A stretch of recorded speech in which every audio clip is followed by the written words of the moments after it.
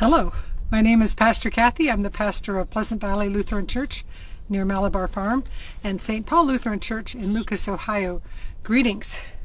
We are reading through the Bible with commentary, and I hope I have set up the camera the right way that you can see me and hear me. We are reading through the book of Numbers, and we are up to chapter 30, and usually we've been doing two. The Israelites have come out of Egypt, have wandered around the desert. They're getting ready to go into the promised land. And as they're getting ready, there's a few last commands. And Joshua has been picked and anointed and said, yes, Joshua is now in charge. But there's also a few more things to take care of. Chapter 30. Then Moses said to the heads of the tribes of the Israelites, "This is what the Lord has commanded. When a man makes a vow to the Lord, or swears an oath to bind himself by a pledge, he shall not break his word. He shall do according to all that proceeds out of his mouth. When a woman makes a vow to the Lord, or binds herself by a pledge, while within her father's house in her youth, and her father hears of her vow or her pledge by which she has bound herself, and says nothing to her, then all her vows shall stand, and any pledge by which she has bound herself shall stand. But if her father expresses disapproval to her at the time he hears of it, no vow of hers, no pledge by which she has bound herself shall stand, and the Lord will forgive her, because her father has expressed to her his disapproval." So while a woman is still under her father's authority and in his house, but if he doesn't say anything, then it's still binding. Verse 6, if she marries while obligated by her vows, or any thoughtless utterance of her lips by which she has bound herself, and her husband hears of it and says nothing to her at the time that he hears, then her vows shall stand, and her pledges by which she has bound herself shall stand. But if at the time that her husband hears of it he expresses disapproval to her, then he shall nullify the vow by which she is obligated, or the thoughtless utterance of her lips by which she bound herself, and the Lord will forgive her. But every vow of a widow or of a divorced woman by which she has bound herself shall be binding upon her. So in other words, if she's not underneath the authority of her father or living with her husband, she's a widow, she's divorced, she's on her own, and yes, people got divorced 3,000 years ago also, then she is her own free person and her vows apply to herself. And if she made a vow in her husband's house, or bound herself by a pledge with an oath, and her husband heard it and said nothing to her, and did not express disapproval to her, then all her vows shall stand, and any pledge by which she bound herself shall stand. But if her husband nullifies them at the time that he hears of them, then whatever proceeds out of her lips concerning her vows or concerning her pledge of herself shall not stand. Her husband has nullified them, and the Lord will forgive her. Any vow or binding oath to deny herself, her husband may allow to stand, or her husband may nullify. But if her husband says nothing to her from day to day, then he validates all her vows or all her pledges by which she is obligated. He has validated them because he has said nothing to her at the time that he heard of them. But if he nullifies them at some time after he has heard of them, then he shall bear her guilt. These are the statutes that the Lord commanded Moses concerning a husband and his wife, and a father and his daughter, while she is still young and in her father's house. And I think a modern application to this is somebody who says, hey, can you come over? Can you do this? Can you come to this event? And a person, male or female, says, oh, yeah, we could do that. And they get home and the spouse says, no, don't you remember we have this other commitment that we cannot do that, or there's some other reason why. I think in married couples, either spouse can tend to nullify the plans of the other or the commitments of the other, although I would tread gently and do that rarely if I had any ability to do so, because we want people to be able to have what they say be what they say, their vow be their vow, their obligation be their obligation. Chapter 31, War against Midian. The Lord spoke to Moses, saying, Avenge the Israelites and the Midianites. Afterward you shall be gathered to your people. So you're going to die, but before you do that, you've got to go attack the Midianites. Even though your wife's a Midianite, well, but these are the Midianites who are distracting the Israelites from worshiping God. So Moses said to the people, Arm some of your number for the war, so that they may go against Midian to execute the Lord's vengeance on Midian. You shall send 1,000 from each of the tribes of Israel to the war. So out of the thousands of Israel, 1,000 from each tribe were conscripted, 12,000 armed for battle. Moses sent them to the war, 1,000 from each tribe, along with Phinehas, son of Eleazar the priest, with the vessels of the sanctuary and the trumpets for sounding the alarm in his hand. They did battle against Midian, as the Lord had commanded Moses, and killed every male. They killed the kings of Midian, Evi, Rekam, Zur, Hur, and Reba, the 5 kings of Midian, in addition to others who were slain by them. And they also killed Balaam, son of Beor, with the sword. So Balaam was the one who was the prophet for hire, who had come and Balak had said, hey, curse these people. And he said, I can only do what the Lord tells me to do. Well, apparently they must have conscripted him to come with them on this war, and he also ended up being killed in the war. The Israelites took the women of Midian and their little ones captive, and they took all of their cattle, their flocks, and all their goods as booty. All their towns where they had settled and all their encampments they burned.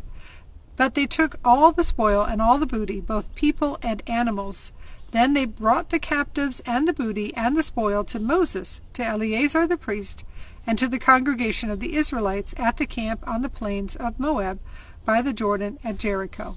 So in old days, and actually still in modern days sometimes, if you defeat a people, you get the slaves and their clothes and their stuff. Verse 13, Moses, Eleazar the priest, and all the leaders of the congregation went to meet them outside the camp. Moses became angry with the officers of the army, the commanders of the thousands and the commanders of the hundreds, who had come from service in the war. Moses said to them, Have you allowed all the women to live? These women here, on Balaam's advice, made the Israelites act treacherously against the Lord in the affair of Peor, so that the plague came upon the congregation of the Lord. Oh, this is the problem with Balaam. So somehow Balaam sent the women out to go ahead and have sex with the Israelites and distract them and get them to worship the god of the Midianites, Baal of Peor. Now therefore kill every male among the little ones, and kill every woman who has known a man by sleeping with him. But all the young girls that have not known a man by sleeping with him, keep alive for yourselves. Camp outside the camp for 7 days. Whoever of you has killed any person or touched a corpse, purify yourselves and your captives on the 3rd and the 7th day. You shall purify every garment, every article of skin, everything made of goat's hair, and every article of wood. As we read a few chapters ago, how they made basically a kind of soap by running water through ashes. A very probably had some lye and some other things mixed up into it, and they needed to be made clean for 7 days. Verse 21, Eleazar the priest said to the troops who had gone to battle, This is the statute of the law that the Lord has commanded Moses, gold, silver, bronze, iron, tin, and lead. Anything that can withstand fire shall be passed through fire, and it shall be clean. Nevertheless, it shall also be purified with water for purification, and whatever cannot withstand fire shall be passed through the water. You must wash your clothes on the 7th day, and you must be clean. Afterward you may come into camp. So anything that can stand a fire gets burnt up, heated by fire, and then washed with water, but everything else is getting washed with water and soap. Verse 25, The Lord spoke to Moses, saying, You and Eleazar the priest and the heads of the ancestral houses of the congregation make an inventory of the booty captured, both human and animal. Divide the booty into 2 parts, between the warriors who went out to the battle and all the congregation. From the share of the warriors who went out to battle, set aside as tribute for the Lord 1 item out of every 500, whether persons, oxen, donkeys, sheep, or goats. Take it from their half and give it to Eleazar the priest as an offering to the Lord. So half of it is going to the people who did the battle, but 1/100th of that is going to the priests. But from the Israelites' half you shall take 1 out of every 50, whether persons, oxen, donkeys, sheep, or goats, all the animals, and give them to the Levites who have charge of the tabernacle of the Lord. So it's not a 10th, it's a 50th. And how do you divide when you've got live creatures such as humans and oxen? You divide by counting, and then every 50th goes to the Levites. Uh-oh, the wind has blown my page. Verse 31, Then Moses and Eleazar the priest did as the Lord had commanded Moses. The booty remaining from the spoil that the troops had taken totaled 675,000 sheep. Oh my goodness, that is a lot of sheep. 72,000 oxen, 61,000 donkeys, and 32,000 persons in all, women who had not known a man by sleeping with him. The half share, the portion of those who had gone out to the war, was in number 337,500 sheep and goats, and the Lord's tribute of the sheep and goats was 675. The oxen were 36,000, of which the Lord's tribute was 72. The donkeys were 30,500, of which the Lord's tribute was 61.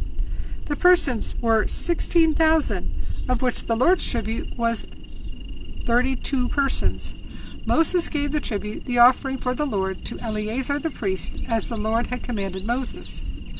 As for the Israelites' half, which Moses separated from that of the troops, the congregation's half was 337,500 sheep and goats, 36,000 oxen, 30,500 donkeys, and 16,000 persons. From the Israelites' half, Moses took 1 in every 50, both of persons and of animals, and gave them to the Levites who had charge of the tabernacle of the Lord, as the Lord had commanded Moses. Then the officers who were over the thousands of the army, the commanders of the thousands and the commanders of hundreds, approached Moses, and said to Moses, Your servants have counted the warriors who were under our command, and not one of us is missing. We have brought to the Lord's offering what each of us found, articles of gold, armlets and bracelets, signet rings, earrings, and pendants, to make atonement for ourselves before the Lord. Moses and Eleazar the priest received the gold from them, all in the form of crafted articles, and all the gold of the offering that they offered to the Lord from the commanders of thousands, the commanders of hundreds, was 16,750 shekels. The troops had taken plunder for themselves. So Moses and Eleazar the priest received the gold from the commanders of the thousands and the hundreds, and brought it into the tent of meeting as a memorial for the Israelites before the Lord. So they went to battle against the Midianites. They wiped out the Midianites. They brought back thousands of sheep and oxen and people, and was very successful. I think it's very interesting to just sitting there counting the sheep, counting the plunder, counting the booty. It just feels kind of crazy. Except for today, unexpectedly, I stopped at Little Bighorn, which is not a place I was planning to stop, and they have marked where people died, little markers. They also have a cemetery that is a national cemetery of people who died at Little Bighorn.